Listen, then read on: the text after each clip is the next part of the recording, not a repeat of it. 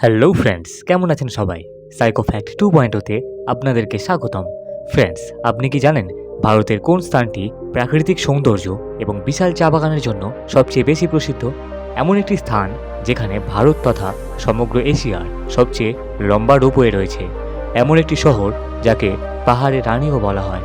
এখানকার পাহাড়, ঝর্ণা এবং প্রাকৃতিক সৌন্দর্য ট্যুরিস্টদের কাছে স্বর্গের চেয়ে কম কিছু নয়। এই শহরে এত পর্যটন স্থল রয়েছে যে ঘুরে আপনি শেষ করতে পারবেন না। এই স্থানটি নেপাল, তিব্বত এবং ভুটানের মাঝে অবস্থিত। এখানকার চা স্বাদে গন্ধে অতুলনীয়। ফ্রেন্ডস, আজ আমি বলতে চলেছি ভারতের সবচেয়ে সুন্দরতম আকর্ষণীয় পর্যটন স্থল দার্জিলিং সম্পর্কে। তো চলুন ভিডিওটি শুরু করা যাক। সবার প্রথমে আপনাকে জানিয়ে দিই, দার্জিলিং নামটি দর্জিলিং থেকে এসেছে। এটি একটি তিব্বতী শব্দ। দর্জি কথার অর্থ হলো বজ্র এবং লিং হলো স্থান, অর্থাৎ বজ্রপাতের স্থান। আসলে দার্জিলিং অনেক উঁচুতে অবস্থিত হওয়ার কারণে এখানে বজ্রপাত প্রায় দেখা যায়, তাই এইরূপ নামকরণ। এখানকার মোট জনসংখ্যা হলো প্রায় 20 লক্ষ। মোট জনসংখ্যার 66% হিন্দু, 23% বৌদ্ধ, 5% খ্রিস্টান এবং 4% মুসলিম ধর্মাবলম্বী। দার্জিলিং যদিও একটি বড় জেলা, কিন্তু মেন দার্জিলিং যে শহরটি রয়েছে তা ছোট একটি স্থান যা 10 বর্গ কিলোমিটার পর্যন্ত বিস্তৃত। তবে আজ আমি সমগ্র দার্জিলিং জেলা এবং তার আশেপাশের সমগ্র স্থান সম্পর্কে আলোচনা করব। দার্জিলিং ব্রিটিশ শাসনকাল থেকেই একটি প্রসিদ্ধ হিল স্টেশন হিসাবে বিখ্যাত। এটি সমুদ্রতল থেকে প্রায় 2050 মিটার উঁচুতে অবস্থিত। এটি পশ্চিমবঙ্গ রাজ্যের অন্তর্গত। চা বাগানের জন্য দার্জিলিং সবচেয়ে বিখ্যাত। এই চা বাগান দেখার জন্য প্রতি বছর লক্ষ লক্ষ পর্যটক আসেন। এই দার্জিলিং কাঞ্চনজঙ্ঘা পর্বতমালার অন্তর্গত। এখানে চারদিকে পাহাড়ের সৌন্দর্য আপনাকে মুগ্ধ করবে। এখানে বিভিন্ন প্রজাতির জীব এবং প্লান্ট আপনি দেখতে পাবেন, যা বিশ্বের আর অন্য কোথাও পাওয়া যায় না। এখানকার মানুষের প্রধান সোর্স অফ ইনকাম নির্ভর করে চা বাগান এবং ট্যুরিজমের উপর। পশ্চিমবঙ্গের টোটাল ইকোনমির একটি বড় অংশ এই দার্জিলিংয়ের ট্যুরিজম এবং এখানকার পণ্য থেকেই আসে। এখানে বহু সংস্কৃতির মানুষ দেখতে পাওয়া যায়। এখানে বাংলা ছাড়াও নেপালি এবং তিব্বতী ভাষা বলতে দেখা যায়। এখানকার মানুষ খুবই শান্তপূর্ণ হয়ে থাকেন এবং এখানকার মানুষ ট্যুরিস্টদেরকে খুবই সম্মান এবং যত্ন করে থাকেন। এখানকার লিটারেসি রেট হলো 79.56%। 1949 সালে যখন চীন তিব্বতের উপর হামলা করেছিল, সেই সময় বহু তিব্বতী দার্জিলিংয়ে পালিয়ে আসে এবং বর্তমানে বহু তিব্বতী আজ দার্জিলিংয়ের স্থায়ী বাসিন্দা। তিব্বতীয়ানদের প্রধান ধর্ম হলো বৌদ্ধ ধর্ম, তাই আজ দার্জিলিংয়ে বহু বৌদ্ধ মঠ ও বৌদ্ধ ধর্মাবলম্বী মানুষ দেখা যায়। দার্জিলিংয়ের খাবার দাবারে আপনি বিভিন্ন দেশের স্বাদ পাবেন। দার্জিলিংয়ের থুকপা ফুডটি পুরো নর্থ ইস্টে খুবই প্রসিদ্ধ। এটি একটি চিকেন নুডল স্যুপ। এর মধ্যে নানান রকমের সবজি অ্যাড করা হয়। এছাড়া চুরপি, মোমোজ এবং আলুর দম এখানকার সবচেয়ে জনপ্রিয় খাবার। আপনি যদি ননভেজ পছন্দ করে থাকেন তাহলে এখানকার সাফালে ফুডটি অবশ্যই ট্রাই করবেন। এছাড়াও এখানকার বিখ্যাত দার্জিলিং টি আপনি যদি একবার পান করেন, এমন সুগন্ধ এবং স্বাদ আপনি আর বিশ্বের অন্য কোনো স্থানে খুঁজে পাবেন না। এখানে আগত পর্যটকরা এই দার্জিলিং টি অবশ্যই কিনে থাকেন। এছাড়া এখানকার নানা রকম হোম ডেকর আর্টও খুবই বিখ্যাত, যা ট্যুরিস্টরা ঘুরতে গেলে অবশ্যই কিনে থাকেন। দার্জিলিংয়ে পাহাড়ের উপর থেকে কাঞ্চনজঙ্ঘা দেখতে পাবেন, যা সারা বছর সাদা বরফে ঢাকা থাকে। এই কাঞ্চনজঙ্ঘা দেখতে অপূর্ব সুন্দর।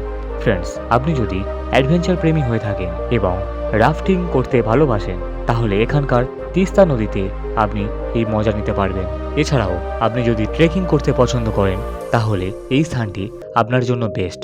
এখানকার সান্দাকফু ট্র্যাকটি বহু পর্যটকের কাছে বেস্ট ট্র্যাকের স্থান পেয়েছে। প্রতি বছর লক্ষ লক্ষ পর্যটক আসেন এখানে ট্রেকিংয়ের জন্য। এর উপরে উঠলে এমন এক প্রাকৃতিক সৌন্দর্য আপনি দেখতে পাবেন যা বলে বোঝানো সম্ভব নয়। এই যেন এক অপূর্ব স্বর্গ। দার্জিলিংয়ের খুব কাছেই কার্শিয়াং নামক একটি হিল স্টেশন রয়েছে, যেটি তার প্রাকৃতিক সৌন্দর্যের জন্য ধীরে ধীরে পর্যটকদের কাছে আকর্ষণীয় হয়ে উঠছে। হিল স্টেশনটি যদিও এখনো সবাইয়ের কাছে অবগত নয়, তাই স্থানটি যথেষ্ট খালি থাকে। দার্জিলিং বহু মন্দির মঠ জন্য প্রসিদ্ধ। এখানকার জাপানিজ পিস পাগোড়া একটি মুখ্য আকর্ষণ স্থল। এটি সাদা পাথরের তৈরি। স্ট্রেসফুল লাইফে কিছু সময়ের জন্য শান্তি পাওয়ার জন্য মানুষ এখানে আসেন। এখানে এলে শুধু নিস্তব্ধতা, নীরবতা এবং শান্তি। দার্জিলিংয়ে একটি শিব মন্দিরও রয়েছে। এই মন্দিরটিতে পৌঁছাতে গেলে আপনাকে প্রায় 20 মিনিট পায়ে হেঁটে পাহাড়ে চড়তে হবে। এই মন্দিরটি অবজারভেটরি হিলে অবস্থিত। টাইগার হিল, পুরো দার্জিলিংয়ের সবচেয়ে ফেমাস টুরিস্ট স্পট হলো টাইগার হিল। এটি প্রায় 2800 মিটার উঁচুতে অবস্থিত।